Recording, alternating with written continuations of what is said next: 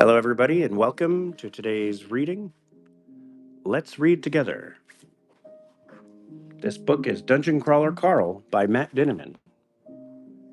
If you're interested in the book or you like what you're hearing, please go buy it. It's on Amazon, it's at Walmart, Barnes & Noble. Well, it's pretty much everywhere.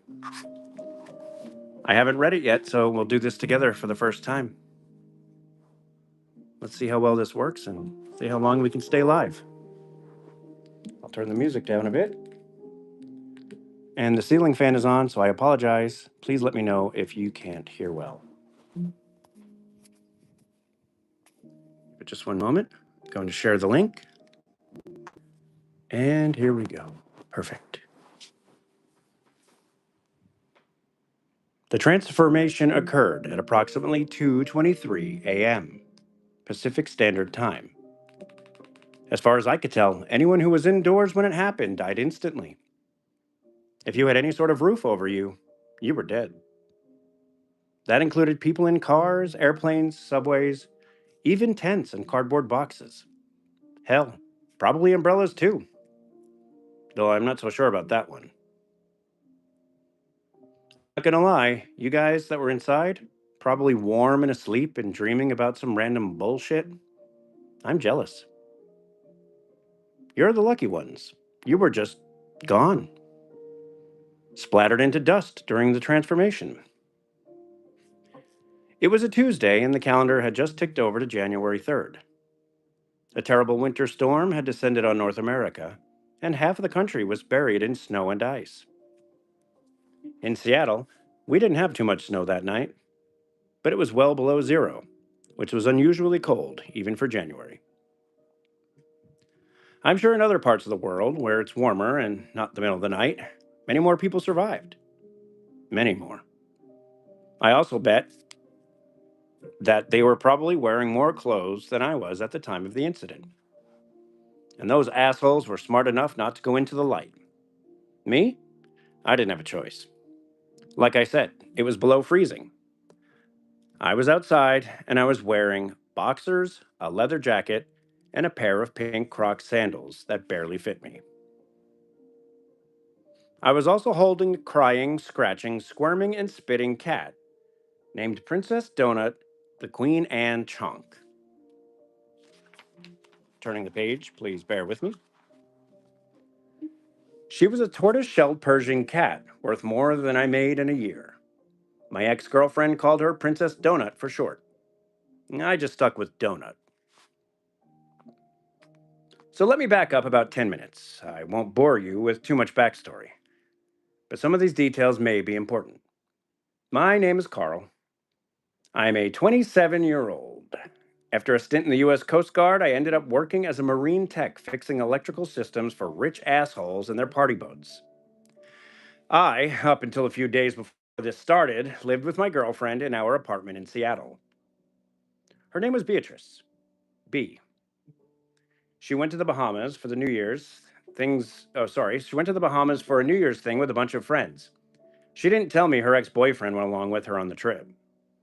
I figured it out pretty quick when I saw the picture of her sitting in his lap on Instagram. What a shock. Sorry.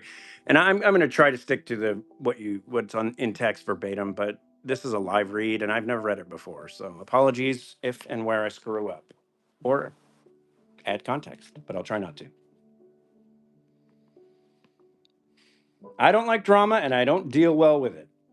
Whether she was actually cheating on me or not, it didn't matter so much. She lied. So I called her up and I told her we were done. I promised I'd have all of her stuff ready for her to go when she got back. No drama, no fuss. But we were done. She had asked her parents to come along. I apologize, I misread that. She asked her parents to come get the cat, but they lived on the other side of the Cascades, and nobody was getting through any of the passes with this weather. So I promised I'd look after her until Beatrice got back. So let me tell you about Donut the cat. Like I said, she's one of those fluffy, flat-faced cats that looks like they need to be sitting on the lap of a Bond villain. B and I shared 2-bedroom apartment, and one of those rooms was dedicated to the cat, if that tells you anything. More specifically, the room was devoted to Donut's Best in Show prize ribbons, her Best in Breed ribbons, and countless trophies and framed photographs of her sitting on a table, looking all fuzzy and pissed off, while B and the judge stood by her. B probably had 50 pictures or so. She'd won a mess of ribbons and trophies and photographs pretty much every time Beatrice took Donut to an event. And B took that damn cat to a show almost every weekend. Her whole family was into raising and showing Persian cats. Me, I didn't really know much about the whole cat show world. I didn't want to get too involved. Like I said, I don't do drama. And let me tell you something about cat people, more specifically, cat show people. Nah, actually, never mind. Fuck those guys. And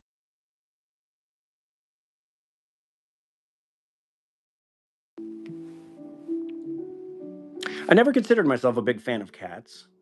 But if we're being truthful here, I like Donut. The cat didn't give two shits about anybody or anything, and I could respect that. If Donut wanted to sit on my lap while I was blasting away on the PlayStation, then she sat on my damn lap. If I tried to pick her up, she hissed and scratched and jumped right back out of there. Sorry, right back up there. And then she looked at me with a squished face that said, "What are you gonna do about it?" I'd be tempted more than once to throttle the thing, but I'm not an asshole. Plus, sorry, I'm gonna break character. I read the word throttle and I'm thinking, should this be read in a British accent? I didn't look up anything about the author.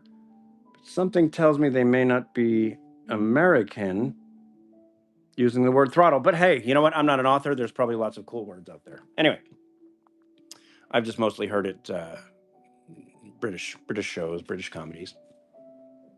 Back to the book. If I can find my place. I'd be tempted more than once to throttle the thing, but I'm not an asshole. Plus, I could respect a little monster's tenacity. Some of my buddies would give me crap about it. Me spending all my time with this fuzzy cat was probably worth more than what I make in a year, but I enjoyed it. I enjoyed having that ball of fuzz sitting on my lap. One of Beatrice's ironclad, this is non negotiable rules was no smoking in the apartment. So after our fight and breakup, I'd make a point of smoking as much as I could. I know it's immature, but it was freezing outside. Donut didn't seem to like the smoke too much, and the smell clung to her hair, so I compromised. I'd crack the window when I smoked. So when I woke up at about 2 a.m., having been startled awake by a dream, I decided I needed a smoke. I pulled out my pack, cracked the window, and I'd light a cigarette. Donut, who had been sleeping right next to me on the bed, decided that that very moment she wanted to, for the first time in her feline life, go outside and explore. She jumped up on my shoulder and leaped out of the second story window onto a tree, sorry, turning the page, outside my apartment. Just like that, I'd have a window open dozens of times over the. Oh, I'm sorry. Just like that. I've had the window open dozens of times over the past year, and she'd never even given the window a second glance. But tonight, on the coldest night of the year, the furry asshole decided to Lewis and Clark her way out of the apartment. She scampered down the tree, sniffed the sidewalk for a few times, and then promptly realized it was cold as fuck. Her adventure over as quickly as it began, she rushed back up the tree and stared at me over the 5 feet from the window to the branch. The adventure all drained out of her, Donut decided not to risk jumping back inside, so instead, she decided to start howling at the top of her lungs. I spent the next few minutes cursing at the cat, trying to coax her back inside. I opened the window all the way, sending gales of ice cold air in the previously toasty apartment. The fuzzy black and beige and white cat just sat there, bitching and howling so much that I feared one of my neighbors might wake up and shoot her. I'd left my boots in the dryer all the way in the building's basement. I didn't know where the hell my running shoes were. So, in a momentary decision I would quickly come to regret, I squeezed my feet into a pair of my ex girlfriend's Crocs, pulling a heavy leather jacket on, and rushed outside to grab the cat. A part of me kept saying, "Screw it. It's not your cat. Let the fucker freeze." But like I said, I'm not that much of an asshole. So as much as Beatrice deserved it, she loved that damn cat, and poor stupid Donut wouldn't stand a chance out here in the cold, not for long. Plus, again, the cat was right there, howling like someone was eating her children in front of her. I rushed down the stairs and jumped outside, rushing to the tree that sat between the sidewalk and the building. I immediately regretted not taking the time to put proper clothes on. The cold, windy air sank its claws into my legs and feet. Donut was right there, sitting on a tree just out of reach, looking between me and the open window into the apartment. She continued to howl. A light popped on in the apartment on the first floor. I groaned. Mrs. Parsons. Grumpy, I like to file complaints, Mrs. Parsons. Donut, I said. Come on, you little shit. I didn't even, sorry. I hadn't even picked up voices, so we'll see how that goes. I held up my arms. The cat could jump.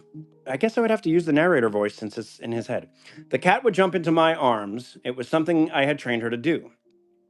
I could shake a bag of cat treats and she'd jump right up there. I can make the pss, pss, pss, pss sound, and sometimes she'd jump on my shoulders. I cursed myself for not bringing the cat treats out with me. On the window of the the window of the first floor apartment slid open. What in God's name's going on out there? Mrs. Parsons called, sticking her head out the window. The old woman had her head wrapped in some sort of towel, making her look like a swami. Her beady eyes focused on me. Carl, is that you? Yes, Mrs. Parsons, I said. Sorry, my cat got out and I'm trying to get her in before she freezes to death. It looks like you're the one who's going to freeze to... Mrs. Parsons never finished the sentence. Slam! It happened so fast. The building smashed down to the ground. I watched it happen.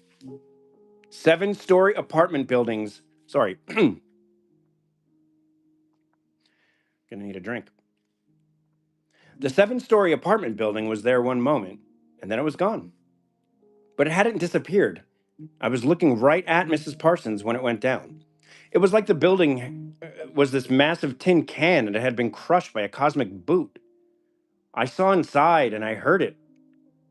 Wind rushed at me and it was instantly dark outside. The street lamp just to my left was gone. The building all around me were gone.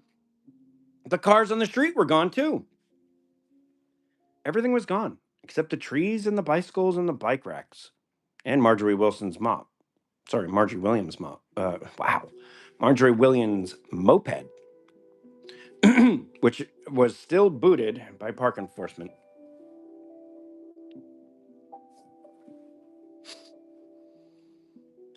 I looked around, the freezing weather momentarily forgotten.